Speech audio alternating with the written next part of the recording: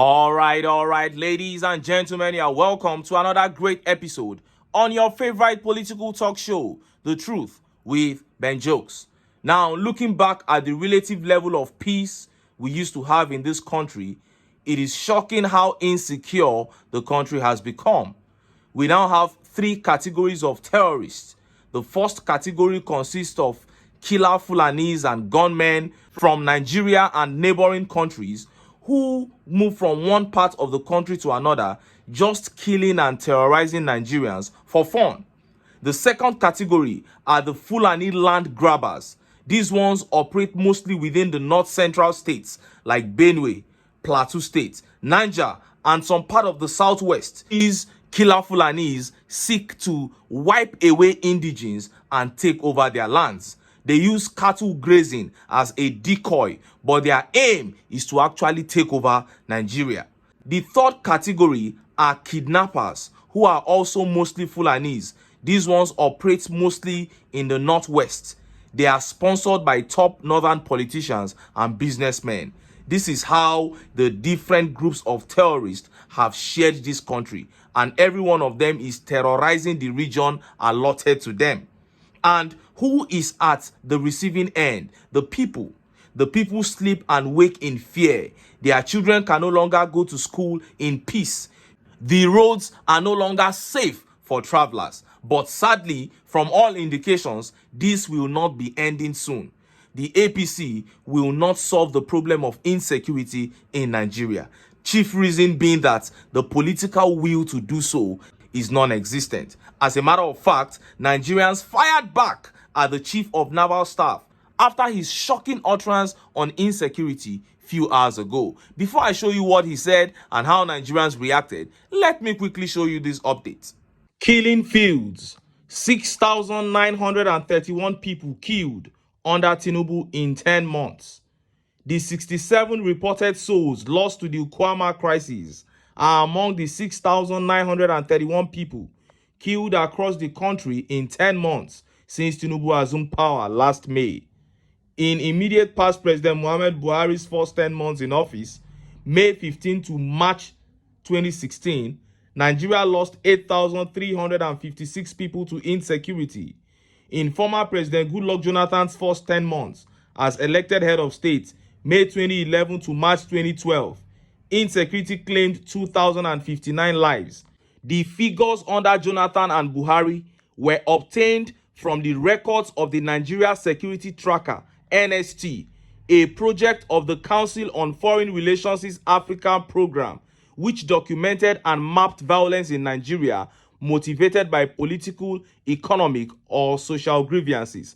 However, the death toll under TINUBU is based on media reports. Now, let that sink in.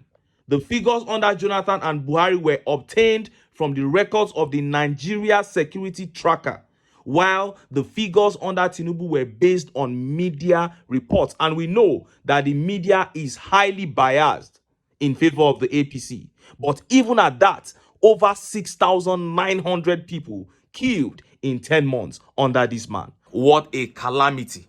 We have now become a society where death toll has become a yardstick for measuring and differentiating one regime from another. And this isn't just peculiar to this media house. Bayo Ononuga said few months ago that more people died in Buhari's first 100 days than they did in the first 100 days under TINUBU. That statement was not only a lie, it also showed a lack of commitment to ending this menace. And look at how Nigerians reacted. Look at some of the tweet reactions. This tweet here says, "That is his legacy. This is the result of a Milocon. What a shame." This tweet by Prince Ola says, "All in supporters don't go drink Ogogoro. You no go see them here. I'm telling you, irresponsible people." Nessie here says, "This is unbelievable. Believe it, my brother." And Northern TV here says, "What can you say, Baba TINUBU?" And Frankly here says, "It is like a civil war in most places in Nigeria. Government and people still not serious." Oh!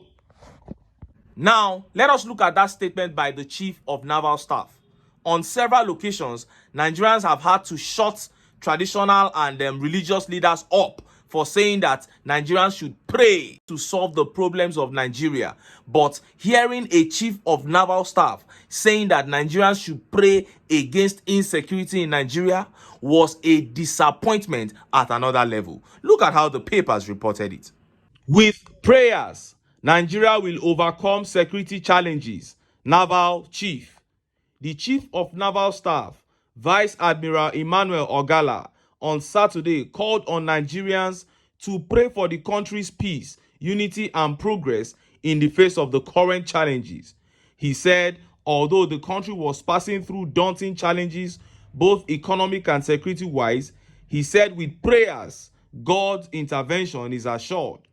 The naval chief gave the charge at an iftar program organized by the Nigerian Navy Islamic Directorate in the spirit of this year's Ramadan in Abuja. According to him, with socio-economic challenges bedeviling the country, there was a need for citizens to be steadfast in seeking Allah's intervention. The nation is facing daunting challenges, particularly from the security and economic aspects of our nationhood. And in addition to working hard to overcome those challenges, we believe that man, being a spiritual being, will also need prayers. This year's Ramadan also coincided with Lenten period for the Christians. This emphasizes the oneness of all religions, particularly Islam and Christianity. We must jointly continue to pray for God Almighty to intervene in our situation, he said. Ogala, who admonished Nigerians to dedicate their lives to serving God wholeheartedly in order to earn his mercy, said it was necessary for all and sundry to pray for peace and security in Nigeria. He noted that the Commander-in-Chief of Armed Forces was doing everything possible to see a turnaround in the country, and those of us who are his field officers are equally ready to do all that is humanly possible. I want to enjoin our Muslim brothers and sisters to continue to pray for peace and security of this nation, he added. Now, you are doing everything possible, but Sheikh Gumi is still walking about free. You can't touch him. Nobody is a hater of prayer. But when you want to use prayer as a decoy to deceive the people, when there are actions, clear actions that you should take, you are not taking them. You are now coming to tell people to pray. The same lie that has been told to Nigerians for decades now, and nothing has changed. And look at how Nigerians reacted. Look at some of the tweet reactions. This tweet here says, there shouldn't be budget for security if it is prayers that is needed. That is it. You can't continue to deceive the people. And this tweet by Omoya teacher says, what is the essence of having the military, police, navy, etc. when we've chosen to prioritize prayer over all available options yet to be explored? Let them all resign so we can all start praying and put our faith in God to come down and solve these lingering insecurity challenges for us. That is it. And this tweet here says, yes, with NSPPD prayers, we will overcome it. This madness cannot be defined. Yes, what God cannot do does not exist. That is what Nigerians should start saying in the face of insecurity. And Olaolu here says, let's disband every military outfit in Nigeria then. Since prayer is what we need for Nigerian security, why waste too much of taxpayers' money on national security? That is it.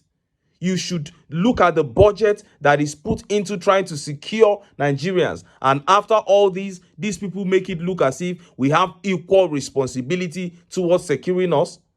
And Ademola Akindele here says, prayer works, but God is not mocked. Whatever a man sows, he will also reap.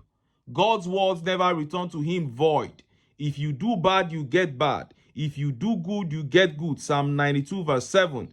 A lot is happening. A lot of our elections are fraud. Leaders are very corrupt.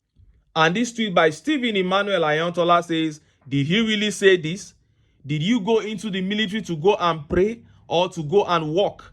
When people like this start recommending prayers, it is a direct admission of failure to deal with the problem. Really sad. Very, very sad, my brother. Really, really sad. 6,931 Nigerians killed in just 10 months under this administration. And the next thing Nigerians are hearing from a service chief one of the main people who have been given the responsibility to fight insecurity in Nigeria. This is the next statement Nigerians are hearing from him. He's asking for prayers. But I'm not surprised. I keep saying it. I don't expect anything less from the APC. There is no problem Nigeria is facing right now that can even be ameliorated. It won't even get better under the APC. If Nigerians want their freedom, if they want dividends of democracy, and if they want the relative peace that we used to have as a nation, they need to come together and get the APC out of power. But until then, make I still enter town. Make I go get some ogbonge political news wey una go like. Why? Because of una. Now I dey here. So don't go away.